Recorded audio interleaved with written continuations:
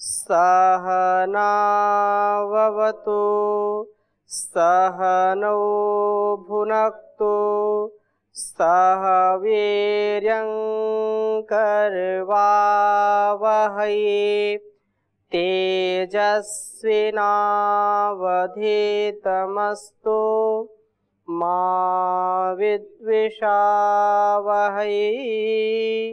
ओम शांति शांति शांति।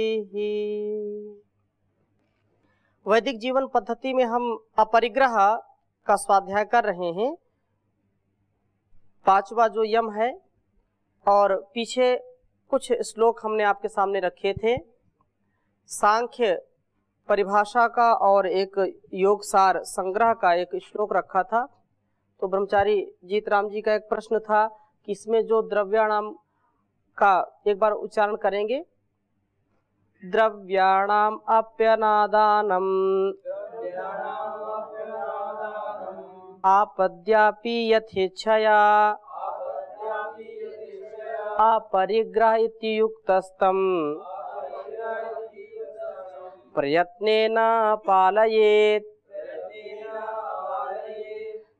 दूसरा श्लोक है द्रव्यम न भक्षयेत् प्राज्यः स्वाद्रव्यम नैव पोषयेत् संतुष्टः सर्वदा नित्यं स नरो ज्ञानवान भवेत्।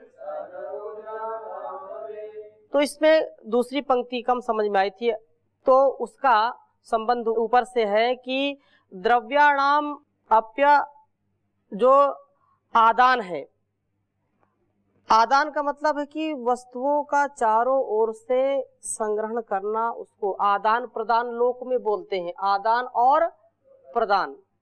उस स्थिति में जब व्यक्ति केवल आदान आदान करता है, केवल लेता लेता है, लेवता बनता है, देवता नहीं बनता है, तो यह संग्रहण की स्थिति है और उसको हम परिग्रह कहते हैं। नीचे कहा अपरिग्रह इत्युक्तम, वो कहा आपदी, जो आपदी अर्थात आपदा में भी यथेच्छया इसको नहीं करना चाहिए।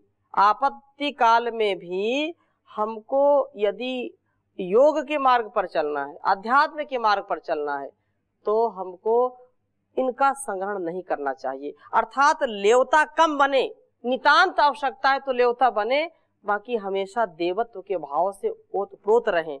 ये अपरिग्रह की जो स्थिति है, यही प्रयत्न पूर्वक पालन करने के योग्य है। और यह संतुष्टि जो दूसरे श्लोक में कही, संतुष्ट जब व्यक्ति होता है तो सतु भवति दरिद्रो यस्य तृष्णा विशाला मनसि च परितुष्टे को अर्थवान को दरिद्र। जब मन में तृष्णा आती है, जब लालच आता है, असंतोष होता है, तो व्यक्ति कभी भी सुखी नहीं हो सकता है। इसलिए हमको इसका पालन करना चाहिए जो अध्यात्म योग के मार्ग पर चलने वाले हैं। ज्ञान पूर्वक, पुरुषार्थ पूर्वक उन चीजों का संग्रहण करते रहें, लेकिन अत्यधिक जो हमारे लिए कल्याणकारी नहीं, या हमसे ज्यादा अधिक है, हमसे हमारे उपभोग से अधिक वस्तुएं हैं, तो उनको लोक कल्याण के लिए देनी चाहिए। ओम स्वामी जी। ओम स्वामी जी, अपरिग्रह केवल द्रव्य के प्रति होता है, मन में अगर अलग अलग विचार आते हैं वो भी अपरिग्रह हुआ क्या? वो भी अपरिग्रह है, क्योंकि अच्छे विचारों से आप सतत उत्साहित रहते हैं। अच्छे विचारों से आपके शरीर में सात्विक शक्ति का सृजन होता है। सात्विक विचारों से व्यक्ति का सोचने, समझने, चलने फिरने, बोलने और सारे व्यवहार अच्छे हो जाते हैं। यदि वो दूसरे गलत विचारों को लाता है, परिग्रह करता है, जो परमात्मा के मार्ग को अवरुद्ध करते हैं, ऐसे विचार, चिंता, शोक, ईर्ष्या, द्वेष, क्रोध की जो विचार आते हैं, जो छल कपट के विचार आते हैं, ये हमको ईश्वर से दूर करते हैं। इसलिए ये जो परिग्रह की स्थिति है, ये ठीक नहीं है। विचारों में भी अपरिग्रह होना चाहिए। जो विचार, आप प्रश्न करेंगे कि विचार फिर आने ही नहीं चाहिए, वो स्थिति अलग है, वो बहुत ऊंची स्थिति है। परंतु उससे पहले हमारे अंदर जब तक अच्छे विचार नहीं आएंगे, जब तक हमारे अंदर धार्मिक विचार नहीं आएंगे, जब तक आध्यात्मिक विचार नहीं आएंगे, तब तक हम ठीक राह पर भी नहीं चल सकते।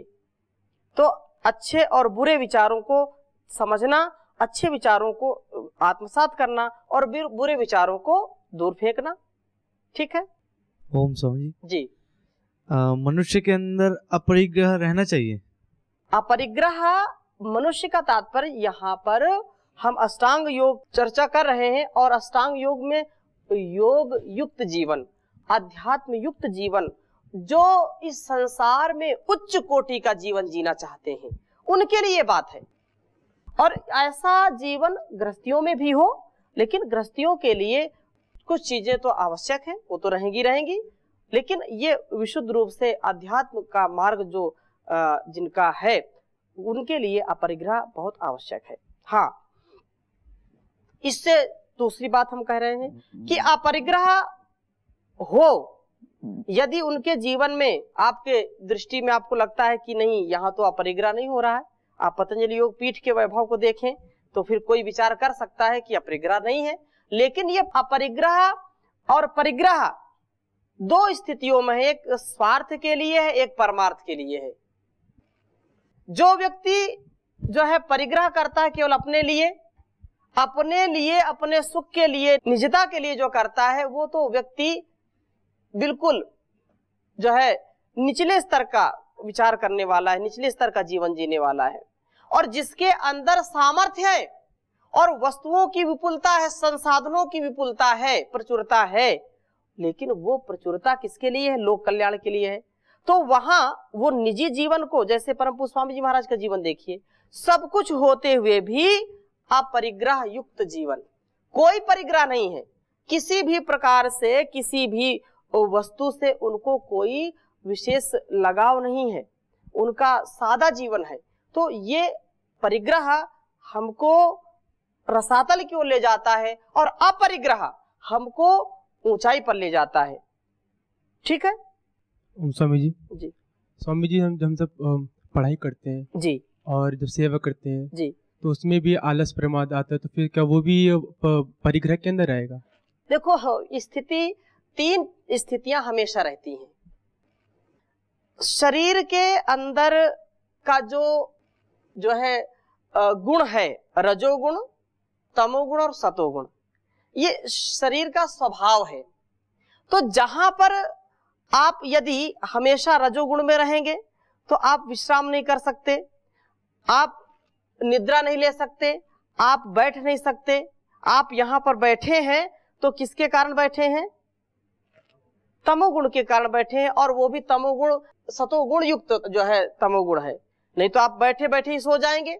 आप रुचि ले रहे हैं तो इसमें सत्व की प्रधानता युक्त या ज्ञान युक्त कह लीजिए, ज्ञान युक्त आप तमोगुण से बैठे हुए हैं। लेकिन यदि बैठे बैठे लटके मारने लगे, झटके मारने लगे, तो ये क्या है? एक प्रकार से अतिरिक्त कार्य हो गया। या आप बैठे बैठे पैर फैला करके बैठ जाएं और इस पे सोना चाहें तो ये अच्छी बात नहीं होगी। आप या जब ध्यान करते हैं तो ध्यान के समय में भी आरंभ के दौर में लगता है कि थोड़ा सा सो जाते हैं, थोड़ा सा लेट जाते हैं, और लेट गए तो फिर लेट गए, फिर लेट से ही उठेंगे। तो जीवन में लेट नहीं करना, लेटना भी है लेकिन जितना आवश्यक है। यदि आप लेटेंगे नहीं, आप विश्राम नहीं करेंगे, आप शयन नहीं करेंगे, तो आपका स्वास्थ्य भी ठीक नहीं रहेगा। लेकिन सेवा के समय आप सोना चाहें तो ये उचित बात नहीं है। सोने के समय सोना, सेवा के समय सेवा, साधना के समय साधना। जो हमारे जीवन में संतुलित चीजें हैं उनको वैसा वैसा जीवन में उतारना ही अपरिग्रह है। ठीक है। ओम स्वामी जी। जी स्वामी जी, मतलब लोक व्यवहार में आज के समय में हमें लगता है या देखा भी जाता है ऐसा कि मतलब अपरिग्रह लोग नहीं मिलते हैं, मतलब इससे वंचित है। मतलब आज के समय में मतलब अपने स्वार्थ में इतना बंध जाते हैं कि लालच, उसके प्रति राग हो जाना, फिर वो व्यवहार काल में भी जी नहीं पाते, मतलब एडजस्ट नहीं कर पाते। जैसे भी कोई अपरिग्रह अपनाना भी चाहे तो वो हो नहीं पाता, उसके पास तो मतलब होगा ही वो परिग्रह थोड़ा बहुत, क्योंकि परिवार है, गृह जी है। जी जी। ओ, परिवार है तो परिवार के संसाधनों को जुटाना है। वहाँ जो बच्चों के लिए, जो बड़ों के लिए चीजें आवश्यक हैं, जो वस्तुएं उनके लिए आवश्यक हैं, उनको रखना अपरिग्रह नहीं है। परंतु एक वस्तु की आवश्यकता है, आपने 10 वस्तुएं रख ली, वो जो है परिग्रह है। कोई व्यक्ति भूखा है और भूखे को भोजन करा देना, ये जो है परोपकार है। लेकिन कोई भूखा है और आपके पास भोजन भी है, आप उसको भोजन नहीं करा रहे बल्कि इधर उधर फेंक दिया, तो वह पाप है, वह परिग्रह है कि वह उसके काम भी नहीं आया।